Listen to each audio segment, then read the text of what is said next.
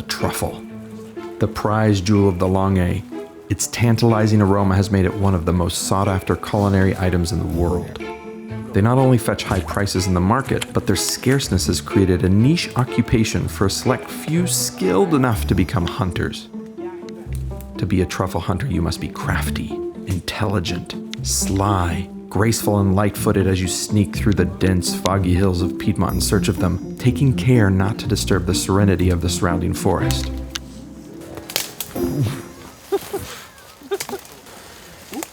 I'll do anything for a truffle. Or at least be crafty enough to know someone with all those qualities. Pretty nice truffle right here. Oh, that's good. Va bene. That's a serious truffle, yeah. Va bene. Let's do this. Okay. We're rolling, Rob.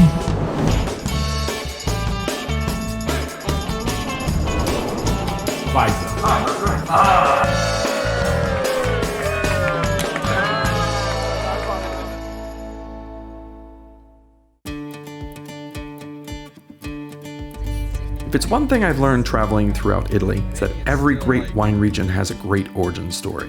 In Barolo, that origin story goes back to 1858, when the first king of Italy, Vittorio Emanuele II, bought the Fontana Fredda estate nestled in the hills of Piedmont for his mistress. That's right, not the queen. He bought it for his mistress. Okay, the official mistress was Rosa Vercellana, this girl of humble origin. He was 28 and Rosa was 14, so basically she was a baby. But she was so beautiful for him. She had long hair, always very happy. So he madly fell in love with her. The only problem was that she was not a noble woman. She was the daughter of a drum major of the king's army, so she was very humble. Can you imagine? There was this prime minister working to build Italy together, to putting together all this diplomatic relationship, and this huge king was in love with a girl of very humble origin. So that was kind of a mess. But I mean, the king was the king, so he was doing whatever he wanted. So Cavour said, okay, from my castle in Grinzane Cavour, I spotted a place that's perfect for you two to live your relationship catch from indiscreet eyes. There is this small place, this small house, Fontana Fredda, which is not on the top of a hill, but just in a valley.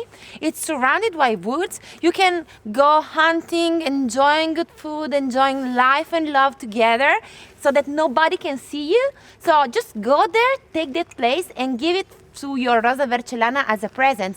So here they used to spend their life together, enjoying good food, good life. So I need a drink now. Let's go see the cantina. let's go. Okay. So what does a king buying a villa for his mistress have to do with Barolo? Actually, quite a bit. Prime Minister Cavour not only sold the king Fontana Fredda, he also invited a French oenologist, aka a winemaker, Louis Odart, to the Barolo region. By 1870, winemaking in the cellars of Fontana Fredda was underway, and soon after that, Barolo would be known as the wine of kings and the king of wines. Of course, a lot of this is open to perspective and interpretation, as 200 years of history often is. While those true Italians take legacy and heritage very seriously, it is often the case that what they have perfected are methods and ideas that were brought from outsiders. Today, that hasn't changed much, as we learned over lunch with Chiara Di Stefanis, a local Langhetta, and Sylvia Eisentraut, a transplant from Germany, both of whom have made Barolo their home. What's it like to be an outsider? Italy is somewhat insular. I mean, and you're part of the European community, you're from Germany. What's it like? Well, I think I've always seen my role a little bit to give an outside view on the winery, to give maybe more the market view, to have a different perspective. Because also our general manager, he has been working for Fontana Fredda for 28 years, and he is a great role model, a great tutor. But probably you lose a little bit over time because we always have to look at the market from outside in and inside out. And I probably bring in a view a little bit more open-minded, more international to the winery, which sometimes in wineries gets lost. The tradition is very strong, so people will just adapt to what they find, because I think they fall in love first with the tradition and secondly with the land and everything else. So they come here and they want to live the tradition. Having a different point of view is always good, because we always think to the market as we think, but the market is different from us. I think it's very important to keep the land in Piedmontese hand because we know the winemaking processes, we know the techniques, we know the area, we have the knowledge, but it's also very important to get capitals from abroad because that helps us to develop and to grow up. We've talked a lot about legacy of all the people we've spoken to. Take yourself out of wine. Just think of the place, the people, the history. What does that mean to you as the outsider and you as the Grinziana Cavour? Langhetta? Langhetta. Okay. The important things is that when somebody from abroad arrives here, they need to understand that they have to respect the traditions because we are the ones who know the area, and it's very important to maintain the unicity of this place. They are trying to produce Nebbiolo also outside Piedmont, but the only Barolo is from Piedmont. I mean, the best results for Nebbiolo are from Piedmont. So what we need to understand is to work Nebbiolo in the traditional way to preserve this uniqueness, but exploiting new techniques. So this is how we combine tradition and future. I'm actually confused, like, 'cause I think I say it, I think all of us say, like, we want to maintain tradition, but move forward. I feel like it's a very, Yeah, how do you keep one foot here and one foot what does that mean? Okay. But if you want to go outside the wine business, let's think about Ugo. Let's think about what he does for the legacy of the Piedmontese cuisine. He stays very attached to the territory and is a lot of times criticized for that because he's too simple. But actually, he just brings forward the traditions of his family, and I think that's what we're living here. Using ingredients that he takes from his traveling, using new technology, using new techniques that he learns maybe from other colleagues, but preserving the ingredients and preserving the tradition. I think that's also what we need to do in winemaking. That's what we need to do in all the other life situations here in this area. I think that's awesome.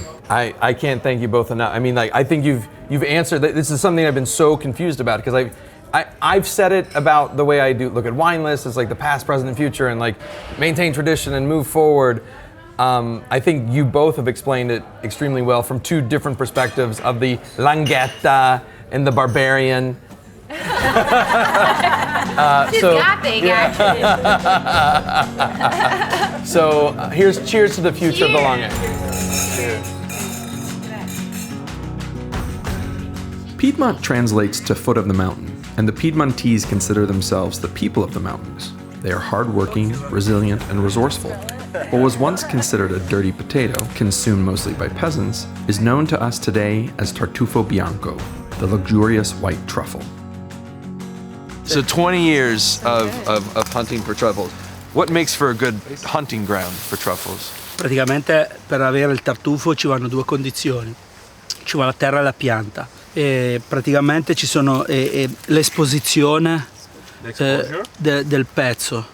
In base a com'è l'esposizione capisci già se può essere o non può essere, dopodiché dipende. Per quello qua in Piemonte c'è quella caratteristica lì, perché i terreni sono proprio hanno un'esposizione, oltre all'avocatura, quindi avere un pH, una terra abbastanza dolce, avere le piante, le caratteristiche, c'è anche l'esposizione che influisce molto. Do the limbo? When did truffles become part of the economy and part of the tourism?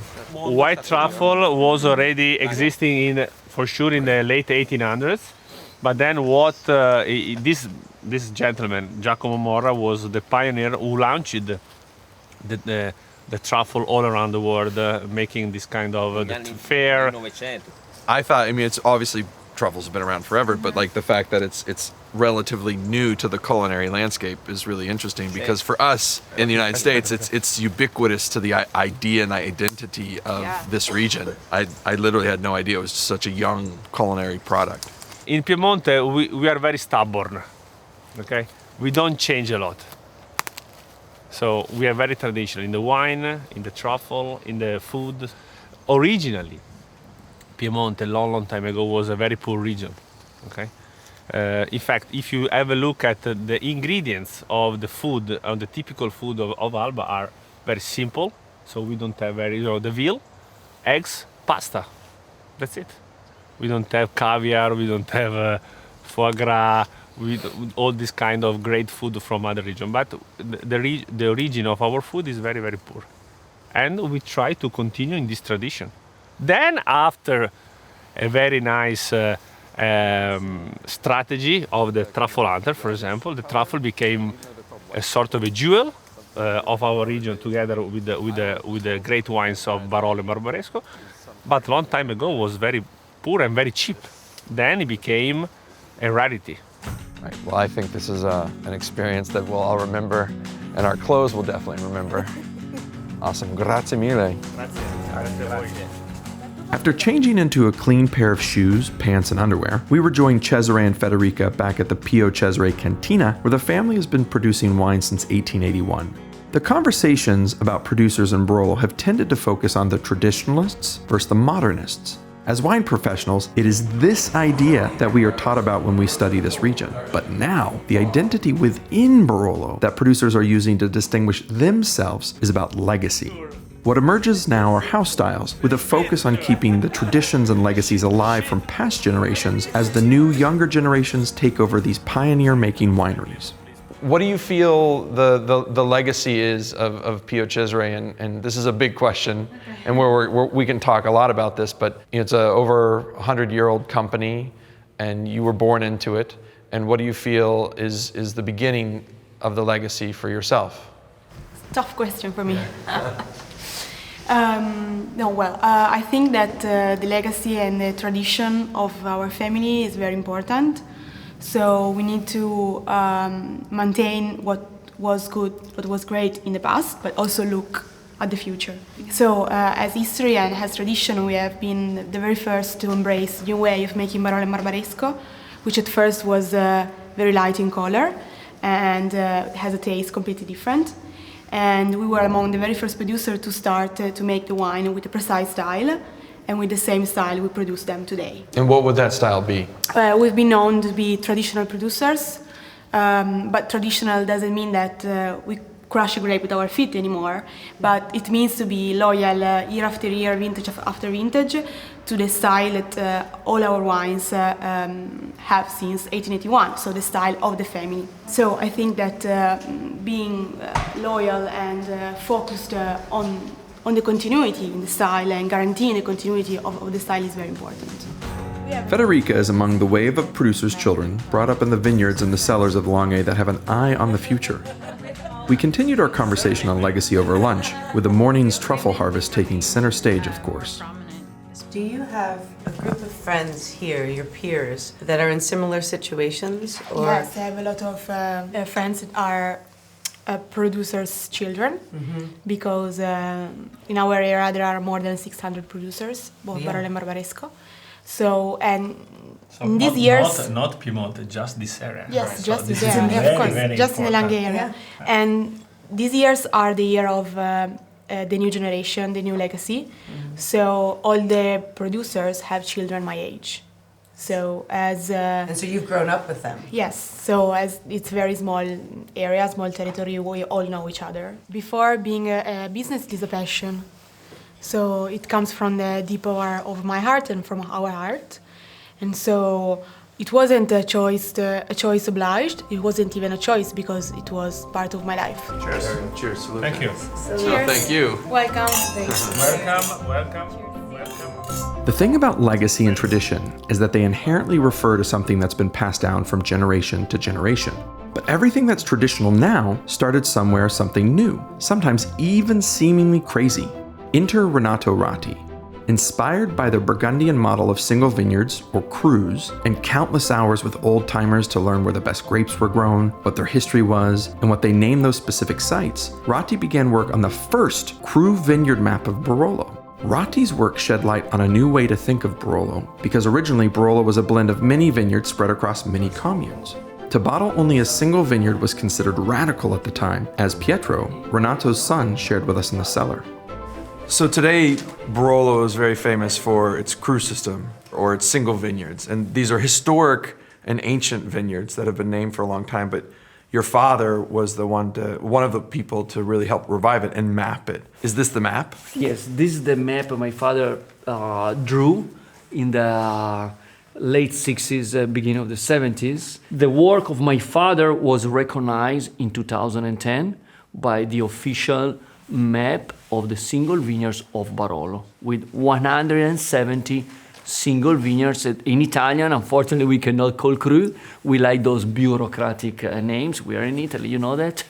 So the name of the single vineyard is Menzione Geografica Aggiuntiva, which we say like an acronym, MGA, Mega, to try to make it a little bit better. How was this received? Because most people at the time were blending wines to make Barolo, and I want to make it clear that I think the classic style of Barolo is delicious, and Cru Vineyards designates are delicious too. They're just different expressions of the territory.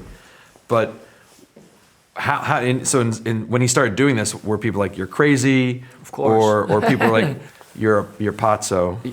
They were saying you're pazzo, of course. Because, we talk about an era, a period of the 70s, which was very different from today. But he was crazy. He was totally crazy. And also, they said he was crazy because also he made his classification of quality, which made, Did that piss a lot of people off? Of course, yes. I mean, I'm sure. But in Italy, I always make a joke that we like the pyramid, but not like this, but the other way around, like this. No? Everyone wants to be on the top of, which... I don't know. If I want to look at the future, that would be maybe a dream to think about that. No, maybe one day, like in France, like also in Germany, not just in other regions too, to make a classification of the vineyards. Why not to think about?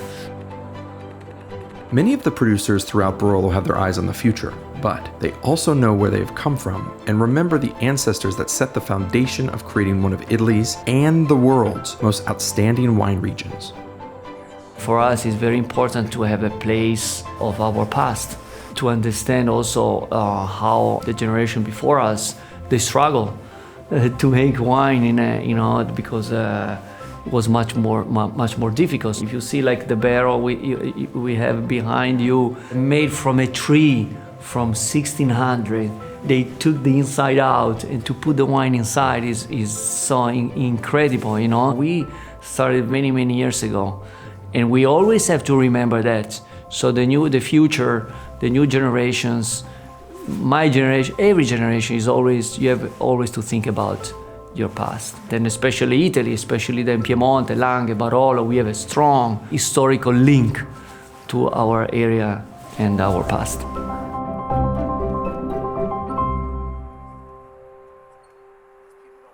Yeah. Best mistranslation ever. I'm at a wine estate and the producer brings out this amazing plate. It's in September, beautiful weather in Tuscany, amazing figs. And in the figs is a salumi. And I'm all like, oh, io molto preferisci fica con salsiccia. Please. I have no idea what you said. So it's basically vagina and penis. And she was like, no, I think you mean fichi con salsiccia. And I doubled down. As an arrogant person, I was like, no, I meant fika con salsiccia. And she literally fell over and dropped all the figs and sausage.